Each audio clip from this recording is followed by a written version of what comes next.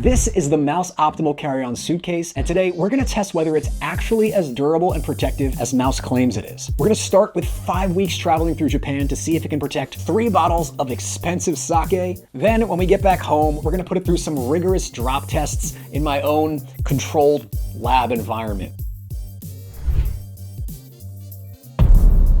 I'll also tell you everything I loved about the bag, everything I hated about it, and ultimately help you decide whether or not this is the right bag for you. And if it's not, I'll share some alternatives with you later in the video. Now, Mous's entire value proposition hinges on the durability of their bag. This carry-on is not cheap, and if you buy one, most of your investment is going toward Mous's patented Ultramatrix shell, which they claim is superior to other hard shell bags. It's supposedly made of a woven polypropylene composite that's designed to flex rather than crack under impact like most other hard shell bags. And it's supposed to do this while managing to be more lightweight than most other bags at about 6.39 pounds or 2.9 kilograms. But spoiler alert, I actually did manage to damage this bag a bit during testing, so we'll check that out together later on. Now, before doing this YouTube stuff, I actually worked as a flight attendant for 6 years, so believe me, I have been on thousands of flights, and in my opinion, very few people need to own a full-sized luggage bag. So unless you're packing for a family of 4 or plan on shitting your pants literally every day, I think a carry-on bag is more than enough for most people. With that said, I did feel like the Mous Optimal carry-on bag was just a tiny bit smaller than what I was used to as a flight attendant, but in all fairness, I tend to travel for like over a month at a time. The bag itself can store about 36 liters of space, which is pretty standard for carry-ons. I find that this size works for like 7 to 10 day trips because that's about how many days worth of clothes I can personally fit in there, but any longer than that, and you'll need to do a weekly laundry run like I did in Japan. Which, by the way, did you know Japanese washer machines can automatically add the detergent for you and then dry your clothes as well? Why don't we have that? Like, what are we doing here, guys? But on the bright side, because the dimensions of the bag comply with the standard overhead bin size most commercial airlines use, I had absolutely no problem getting it into the overhead bin on multiple flights headed to Japan. Actually, checking the bag on the way back was the part that made me more nervous, but you'll see why that was later. Now, I'm gonna be honest, the inside of my Mous carry-on wasn't really anything special for me. There's nothing wrong with it, it's just not the best I've seen. I kind of prefer just like one big storage compartment as opposed to 2 split sides, but in the Mous bag, there are 2 sides for storage, with one side being pretty shallow since the telescopic handle is housed there. In all fairness, the other side worked great for me. I stashed a ton of stuff in there, but I kind of felt a bit like the pockets were kind of pointless, and I'm not a big fan of the compression pad either, so I didn't like that the straps for the compression pad couldn't be removed. However, I did like this little secret AirTag hiding spot because I feel like this combined with the TSA approved combination lock adds a lot of value to the bag for theft protection. Also, pro tip for you, because I knew Japan was somewhere that I wanted to bring a ton of gifts and goodies back from, I brought a cheap collapsible gym bag along with me. This way, once my Mous bag got full, like halfway through the trip, I could just loop the gym bag over the telescopic handle and immediately double my storage space. But actually wheeling this thing across Japan for 5 weeks, it didn't take long for the biggest pros and cons of Mous Luggage to become obvious. By the way, this video is not sponsored, but if you decide the Mous bag might be the right choice for you, I'll drop an affiliate link down in the description that I'll keep updated with whatever the current best deal is, and using it may help support the channel at no extra cost to you, which I always appreciate. The first huge pro are the Hinomoto wheels. Now, being out there for a month, I definitely noticed that anything made in Japan is just better. I mean, I haven't been able to stop thinking about their water spraying toilets since I've been back. Between you and me, sometimes I would just use them for fun, and I definitely plan to find the best Japanese toilet to review on this channel, so don't forget to hit subscribe. But the Hinomoto wheels are absolutely incredible, silent, smooth, and they would just glide my bag along the sidewalk with a light push. A friend that I was traveling with actually commented on them because his own bag had just like 2 cheaper wheels, and he noticed that dragging his bag around was a lot more tiring than my situation. The second huge pro is Mous's 25-year warranty on these bags, but I'm not just saying this as an easy win for them. I was actually thinking about this every time I had to haul this bag up like multiple sets of subway stairs and putting all the weight of this bag and my gym bag on that telescopic handle. Because while Mous's telescopic handle does feel quality to me, I was definitely abusing it. So I really do love the fact that Mous doesn't just have a super generous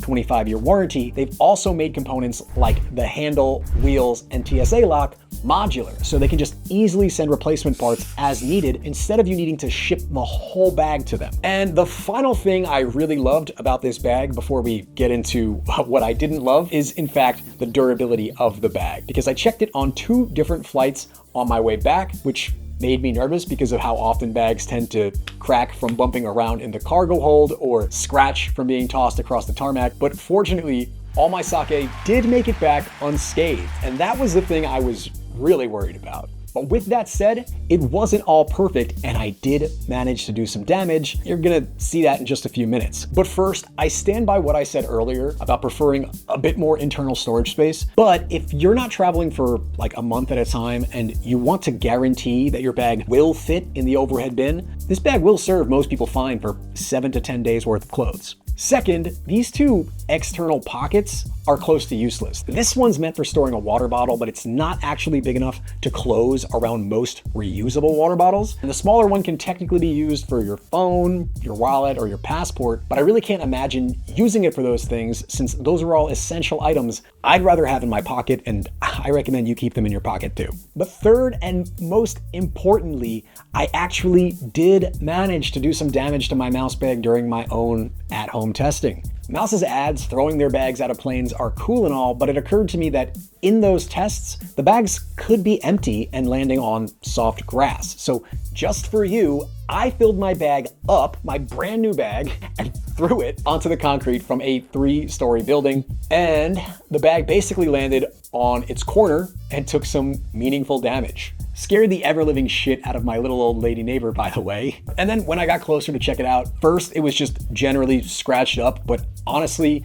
not too bad considering I threw it onto concrete, but it also dented in the corner. Now the dent popped right out like they show in their ads, so that was actually a win for Mous, but I was kind of bummed that this black exterior coating chipped away a bit around the creases of the dent. Actually, I assumed that this black coating was the Ultramatrix shell, like the whole thing, but now I think that the Ultramatrix shell is not just that black coating, but also the white material just below it. Because that white material below the black is actually super hard, and once it popped back into place, it seems good as new with no structural damage that I can observe. So I don't know where this leaves me. I'm kind of bummed that I just aesthetically fucked up the coating on a really cool looking bag, but I'm also kind of impressed that the actual like white part of the Ultramatrix material beneath the coating took it like a champ, because I'm not sure that most other hardshell bags would just bounce back from a hit like that. And all this does bring up a really important question. If the Mous Optimal carry-on bag isn't for everyone, who should buy one? Well, after 5 weeks of traveling across Japan with this bag, I think it would be a great choice for a very specific type of person. Now, if you're this type of person, I'll keep a link updated with the best possible deal down in the description below. If you're not, I'll also link to some alternatives that I've used and liked in the past. And if you're still not sure, drop a comment and I'll help you figure it out. But I think this is the perfect bag for minimalist travelers who want their shit safe, secure, and protected and don't want to have to buy a brand new bag every few years. I don't think this bag is for the person who wants to buy a fun new color every year or wants to hyper organize with 20 different little compartments and maximum storage space. I think Mous built a bag that will genuinely protect your belongings, both from damage and from theft, while weighing less than competitors offering this level of protection. And then to take it a step further, assuming they stand by their 25-year warranty, I think they've really turned this bag into a buy it for life bag, at least for as long as Mous stays around. Especially with the modular components like the Hinomoto wheels, which can be swapped out